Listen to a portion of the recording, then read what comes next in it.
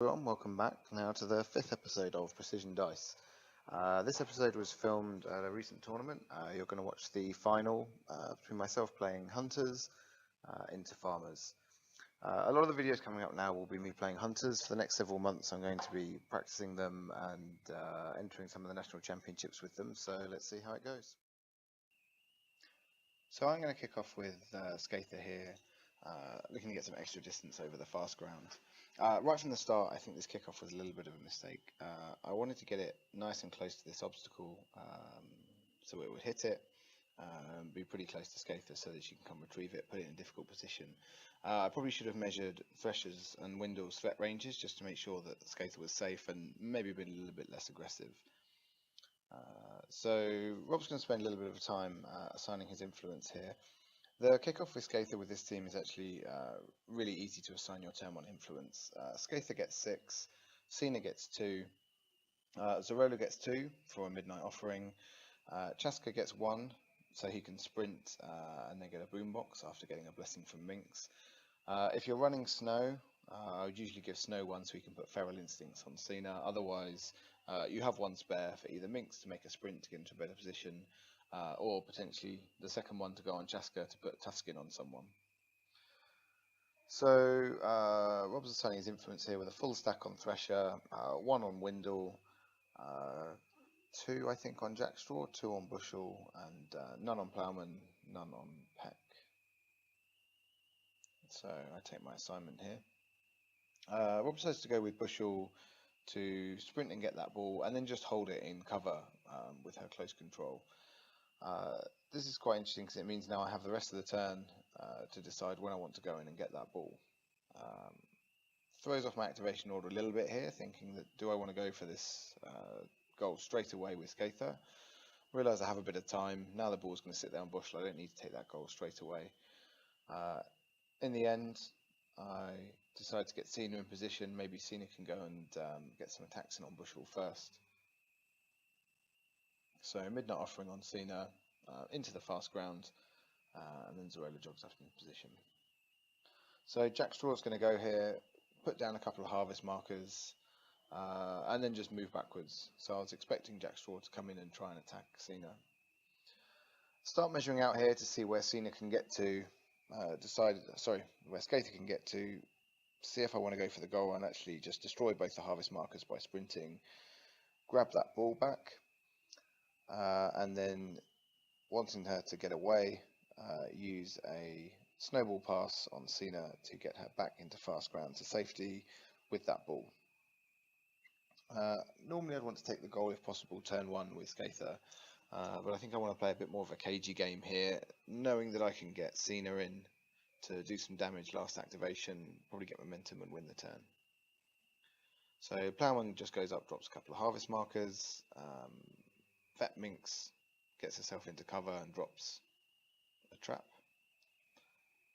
We spend a bit of measuring here, trying to see who can do what. I did measure earlier in the turn to see if Fahad can get to Bushel over that fast ground, and was about half an inch out or so. Otherwise, I think I might have considered taking that charge and just generating a bit of momentum. I'm now measuring here to see if Chaska can get in range to Boombox Windle. One of the important things about taking the Skatha activation early is I needed to save that 1 momentum from kicking in case Thresher came in to knock her down. Without momentum, she'd be kind of stuck. So the fact she's gone early, generated a bit of momentum and got that ball means I'm now able to give Chaska a blessing to Boombox. He easily hits Windle and knocks him back into Jackstraw. So we're going to spend a little bit of time measuring here, and we measure this one quite carefully to see if Thresher can get into range with his 3-inch melee to attack Chaska without destroying his own harvest marker, which turns out we don't have the range for, and then second to see if he can get in without triggering one of those traps. It's a very, very tight measurement here, and we do spend some time measuring it out. We eventually decide that he can get in without triggering those traps and still be within 3 inches to start attacking Chaska. So Thresher's going to come in and dump all his influence into attacking Chaska. Chaska's a little bit of a soft target. He does have tough skin up on himself from earlier in the turn. One influence to sprint, one to put up tough skin. So that mitigates some of the damage, but he still takes a little bit, being a 3-2 now. If possible, getting Chaska into some rough ground is quite good. So I'm looking at my game plan cards here. The highest game plan card I have is a 5, so I know winning the momentum race is going to be quite difficult here. And I'm thinking, do I want to bring Cena into Bushel or into Thresher? I decide I want to go in on Thresher, thinking that if I do win the momentum race, he's just too good a target to ignore. So I take the double push first with Cena, pushing him into Vet Minx and Chaska's melee range, and also eating both those traps to snare him. And then Cena can start doing more damage with both more hits and the +1 damage from Thresher being snared.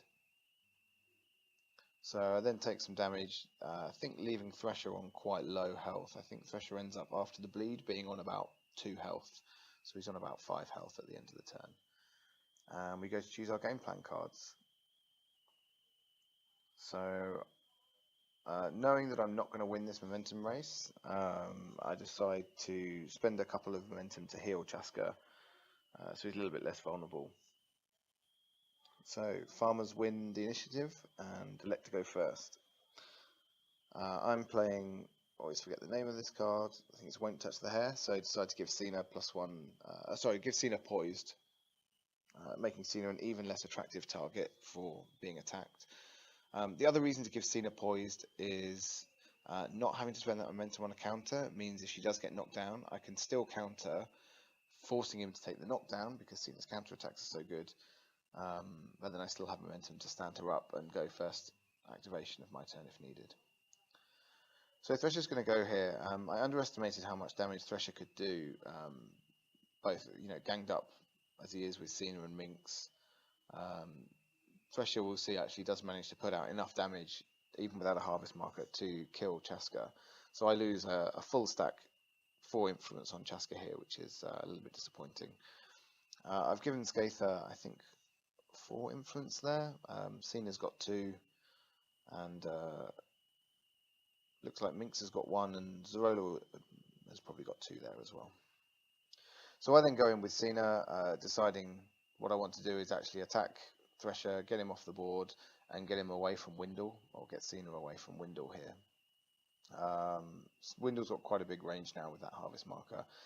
In the end, Windle was still able to get in on Cena, but by charging, Windle's kind of used all his influence, and then by using that free counter, Windle has to take the knockdown. So really taken away some of that damage potential from Windle. Without those berserk attacks, and without being able to make multiple berserk attacks, that really eats into his damage.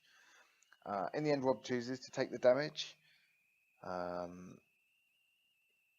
We forget about Windle's berserk attack, and I choose to take the damage result first, thinking that was the end of Windle's activation. Then, of course, we realise actually Cena can just do the mauling to push him back. So hit the mauling anyway, getting the damage on both Bushel and Windle, putting bleed on them both, and then pushing him just ever so slightly out of range. I'm then going to go with for hard here. I quite like, if possible, to put snared out, but I figured that Zorola's chance of hitting Chain Bolus on defense 5 was probably a bit slim. So Fahad just goes in to generate 1 or 2 momentum with his free charge. I like Fahad more than Snow into farmers, just because the chance of Fahad hitting high damage, getting a lot of momentum out of it for free is quite good. So now I'm deciding whether I want to take this goal run with Skatha. I actually decide, you know what, there's no one really that's a big threat now, and I can start ganging up on Windle. Windle's a tough one to get through. He has a lot of health, he has his snack break, and not generating momentum from damaging results is tough. I put up Mark for Death with Minx here to get a bit more value out of Zorola and Skatha. Once you do get through Windle though, if you look at the rest of the team here, we've got Bushel, Jackstraw, Plowman and Peck. None of those are really great output models, especially as Bushel doesn't have the ball here. So being able to take out both Windle and Thresher really kind of takes away a lot of the farmers' options to fight. So we're getting into a bit of a scrum with farmers, which might not be desirable as hunters. But by picking off those key pieces, it seems to work out quite well. So Zorola's going to charge in here. gets quite a few hits, enough to actually take her non-momentous damage and then a momentous push to push him out of cover. Same thing will happen again, so being snared and with gangs up means you can hit the damage results on Zorola and still generate momentum by taking those low momentous repositions. So still able to generate momentum off Windle. Peck's going to come in and clear all those conditions. Peck seems to be a bit of a nuisance, whatever team you're playing, but being able to remove all these conditions, particularly because hunters like to stack up things like Snare, Cena puts out bleeds that are only effective at the end of the turn. Peck can get a lot of value removing those conditions. So Skatha's going to come in now. I'm trying to figure out where she wants to go, where her end positioning will be, and can she make a goal run if she gets enough dodges? In other words, do I want to legendary or not? In the end, I think I sprint with her and attack rather than charging. It would have been much better with Marked for Death up to just take the charge and get those extra results. Skatha's just going to basically put out a load of damage on Windle, triggering the, I forget the name of it, is it Nature's Chill? Basically getting the AoE that's going to do, Cold Snap, that's it. So putting out Cold Snap on a few people, getting snared out there. Windle's now snared and knocked down, so Skatha's rolling a ton of dice just in regular attacks. I'm pretty ahead on momentum here, so I think I'm up by 4 momentum, so I have a chance to go first here. So putting Skatha here is a bit of a risky position with that ball, but knowing that I'm able to go first means she can go finish off Windle and make that goal run, make the turn a lot more difficult for the hunters. Have a think about where to bring on Chaska. I want to bring him on closer to Minx, where he can get a blessing, and also where he can potentially influence some of the team.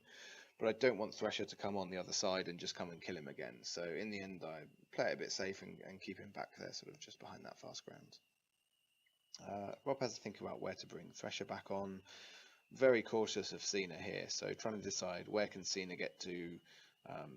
Trying to figure out if Cena can just push him off, if just raw damage is not enough to kill him, and in the end, also plays it safe and brings Thresher on, sort of just in that corner there. So Bushel gets 3, Windle, Thresher gets a full stack. Sorry, Bushel gets 3, Windle doesn't get any, knowing that he's probably quite likely to die, and Jackstraw gets loaded up with 3 as well. So here Skatha carries on the attacks, wrapping nicely to be able to take non-momentous damage and then get momentum off the momentous repositions. I think about whether I want to legendary or not.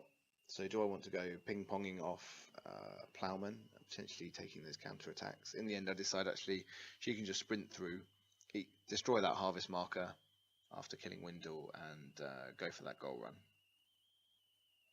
So we're just measuring if she can take dodges out and still stay out of engagement. She has to pretty much stay where she is after hitting those momentous dodges. There's not really anywhere she can get where she's not going to start in Ploughman's engagement. I think after measuring it in the end, we decide that it's a little bit too tight to call, so she's just going to stay within the 2-inch melee of Ploughman, come round towards the goal, bonus time the shot, score the goal, and take the run the length to end up in cover behind the goal, kind of potentially splitting the team there if they want to go after her. So Rob kicks the ball out. He jokes that his goal kick scatters are always terrible against me, and we see a really terrible goal scatter for him. So the ball is right by both Zorola and Minx there.